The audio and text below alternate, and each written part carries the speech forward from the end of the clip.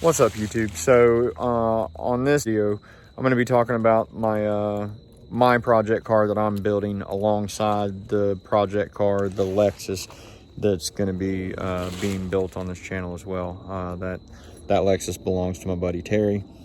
But I'm going to be discussing the Hyundai Veloster and the pre-planning for what I'm going to be doing with this vehicle.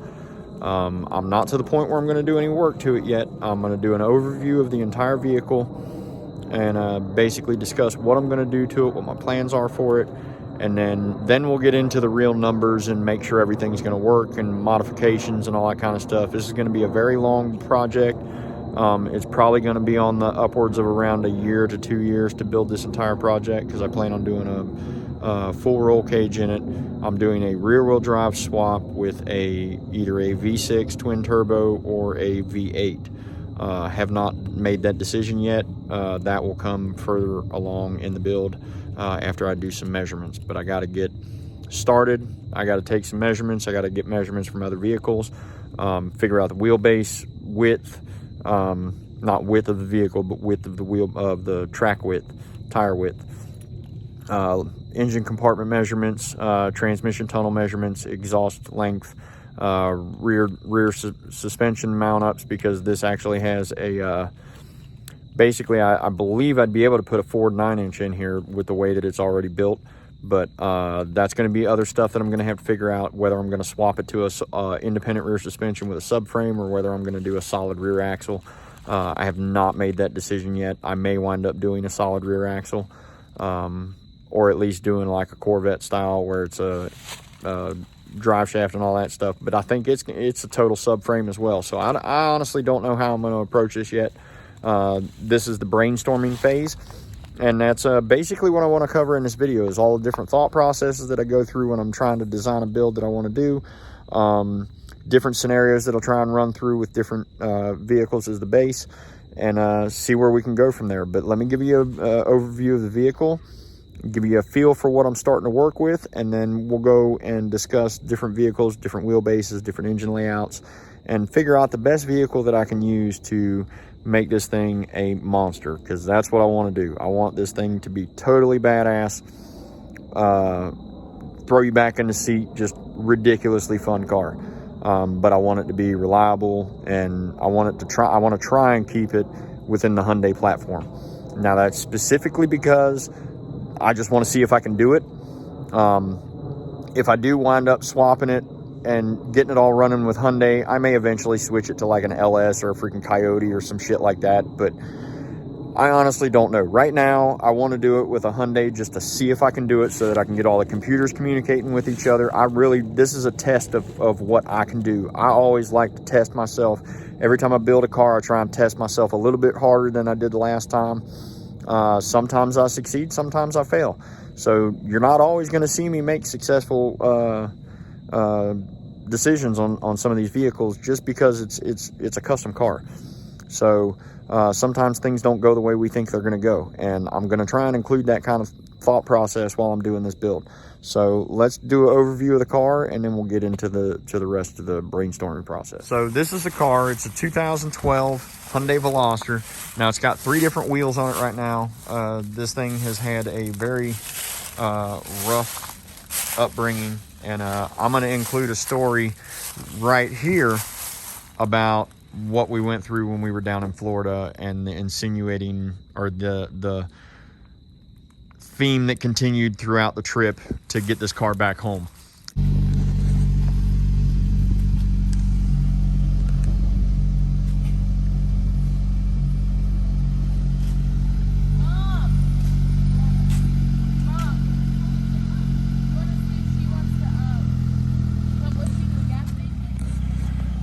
Doesn't sound that bad. Those wheels don't look that bad either. Me and my daughter just went down to Orlando and picked those wheels up because her front driver's side, or passenger side wheel, was cracked.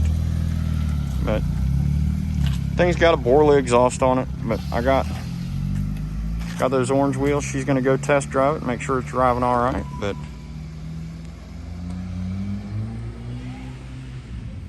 all right, guys, so I bought these wheels me and my daughter split the cost of buying these wheels for the Veloster, because she had a cracked rim one of the Motegi 5-stars that were on there were cracked. And these are OEM wheels, supposedly OEM tires.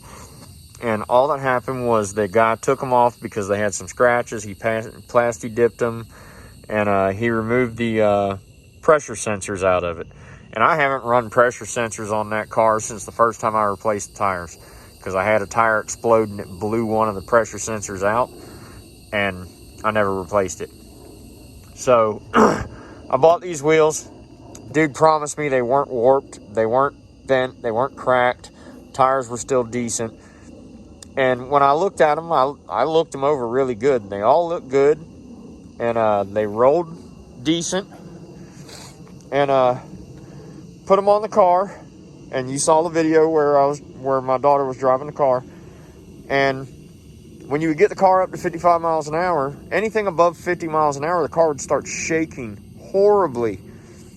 And I wound up putting the Motegis back on there, and I left one wheel on the car. Well, it wound up causing one of the front Motegi wheels to blow. I mean, literally explode. I mean, it's a pretty bad explosion. But that happened on the interstate when we were driving back from Florida. So I put these rims in the back of the U-Haul, put the other Motegis back on, and ran the spare tire on there. And I got it home, and when I was unloading it from the truck, I don't know if you're going to be able to hear this, but I'm going to try and shake the wheel and tell me if you can, or you're not going to be able to tell me, but listen to see if you hear anything inside the wheel.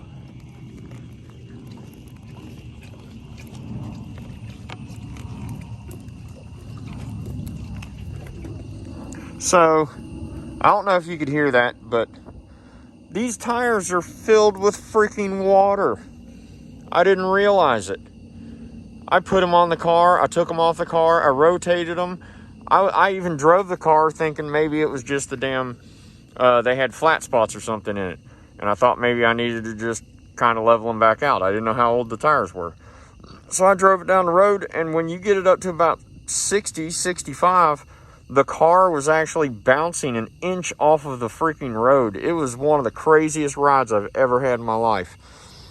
And, yeah, so I found out that they're full of water. So I'm going to show you when I'm going to pull the valve stem out of here, the needle valve out of here, and drain all the water, and then refill them up, put them back on the car. I'll probably fill them up with air, drain them, fill them up with air, drain them.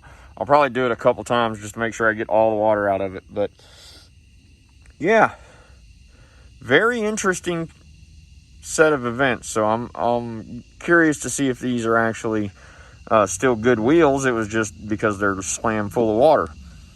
So we'll find out. All right, guys, I'm gonna see how much water I can get out of these wheels now. This ought to be pretty interesting. I went and got me a 4-way valve needle removal tool.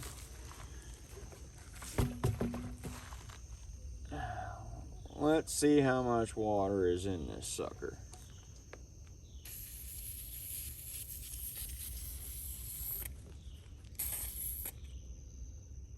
It's already pouring water out.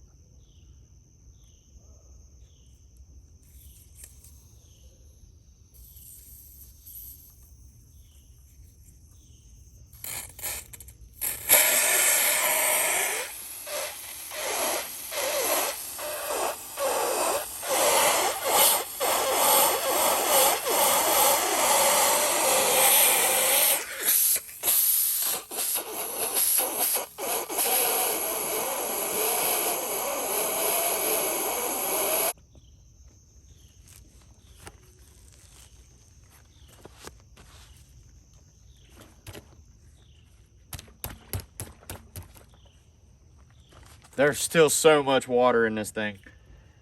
I'm probably gonna have to get the bead broken so that I can get all the fur out of here.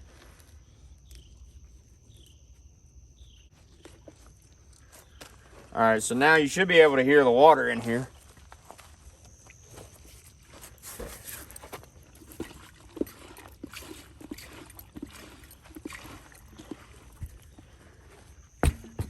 And you will notice that I still don't have the wheels on here that were featured in that video that you just saw. I still have not gotten the water out of them. Haven't really tried, just because I've been working on the Audi and trying to focus on other stuff. So I'll eventually take them up to my brother-in-law's shop and break the beads and vacuum the water out of them, and then just re-air them up and put them on here. But yeah, that was a fun adventure down in Florida a couple months ago when we were trying to bring this car up here. So got the car here. This is a GDI 4-cylinder. It's a 1.6 liter.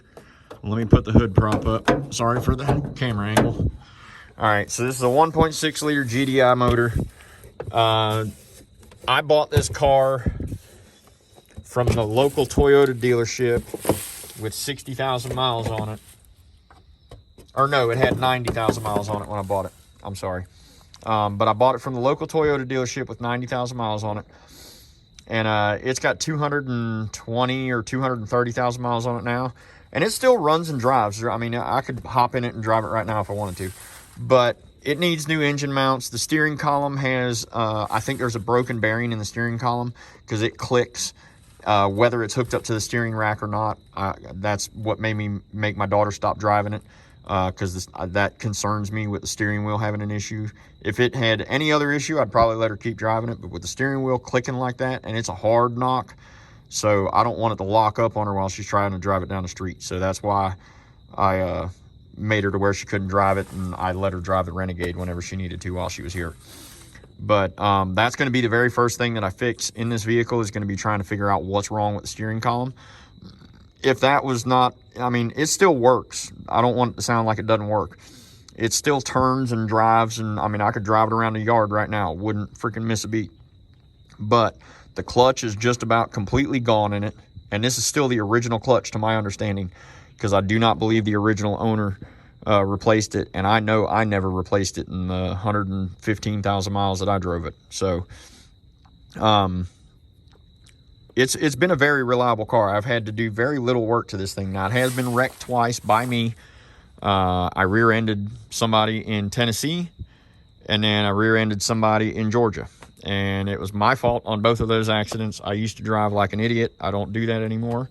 You live and learn. It was a long time ago when I did do it, but yeah, I used to drive this car like a total moron, and I'm not going to do that anymore.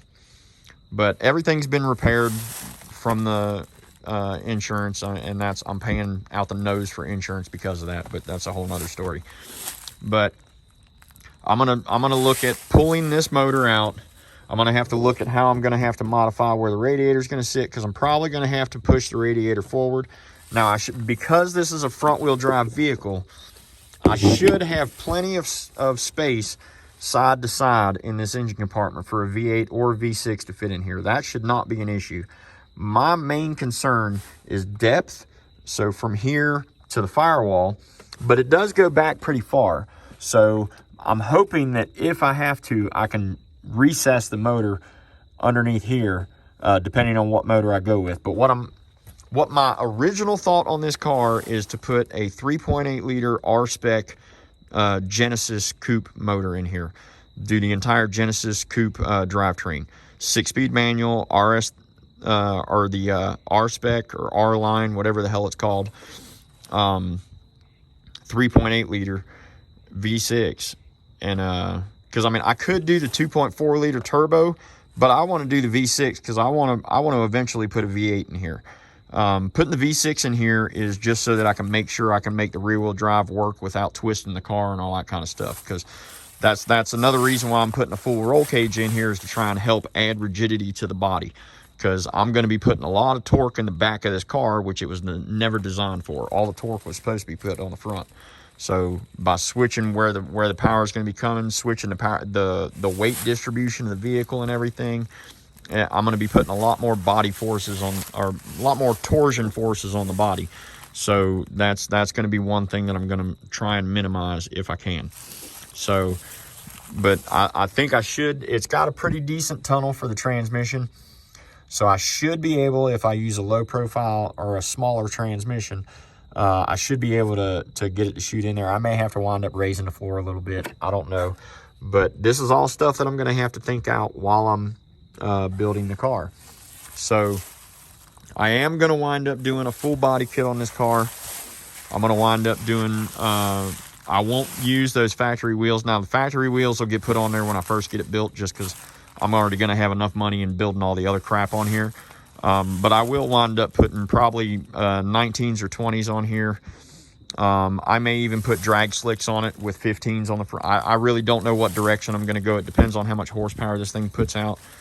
But this is a cool little car. It's freaking 3-door, and it's still got a bunch of crap for my daughter in it, so try not to pay that any mind. But it's dirty as hell.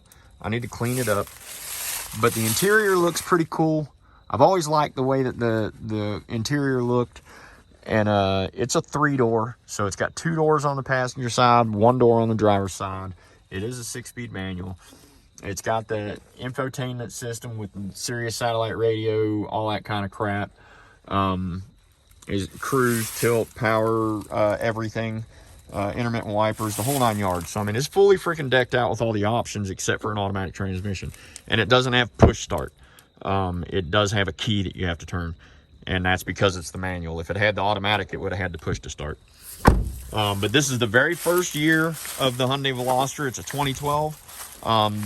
There was a couple differences between the 2012 and all the rest of them. I don't know what they are, but this was the very first year. The 2012 was not offered with the turbo motor. And, yeah. But there you can see it's a 3-door. Sport coupe is what they call it, but I consider it a hot hatch, because when I was younger, I was really big into the Honda Civic hatchbacks and the Volkswagen Golfs and all those I love the EK and the EG Honda hatchbacks, and this is very reminiscent of those to me. Very reminiscent of a CRX, but more modern and more potential in my mind with the body lines that are on here, because this is a very aggressive looking car, just naturally an aggressive looking car. And they make some really cool body kits to put on these, and I think I can make this thing look vicious and make it vicious at the same time. So that's my ultimate end game. Hopefully you guys will enjoy this build. I know I'm going to, regardless of what y'all think. I'm going to enjoy the hell out of building this thing. This is going to be my straight up toy. The Audi is more, for me, is more a daily driver. I know a lot of people are probably thinking, why would you drive that as a daily driver? That's my daily driver. I love that car. This one, I want to go full bore. I want to do every freaking thing that I can to this car. I want to make it the baddest little freaking hot hatch that you can find. And that's what I'm going to try and do. So I really, really hope y'all enjoy what I'm going to do with this vehicle, because I'm going to put a lot of time and effort into this thing. And yeah. All right, guys. So that's a brief rundown of the beginning of what I'm thinking on this thing. Like I said, I'm planning on looking at doing a Genesis R-Spec 3.8 liter V6 with a 6-speed manual. Try and buy one through Copart or buy one locally that's wrecked. And because I don't care if it has body damage to it, because I don't want the car. I just want the drivetrain.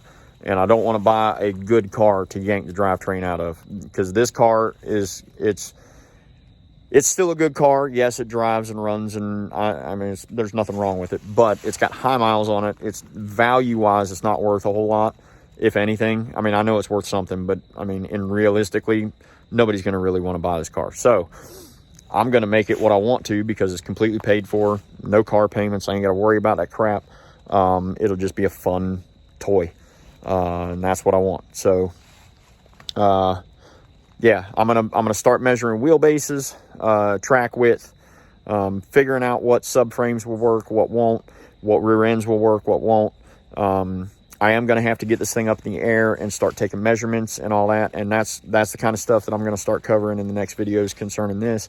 Will be all of I'm going to cover every last little detail that I do to this car, because this is going to be a blast. I really hope that you guys enjoy this build. Now, the Lexus is going to be another really cool build, but I'm going to put my heart and soul into this build. So I really hope this one goes over well. So like always, if you like what I did in this video, please like, comment, share, subscribe. Let your friends see what I'm doing. I'm slowly getting more subscribers, and I greatly appreciate it. Shows me that people are sharing the videos and whatnot, and I'm helping at least a few people. So that's my ultimate goal, is to make sure that I'm helping people in their own pursuit to build project cars. So yeah, thanks for watching, and have a great day.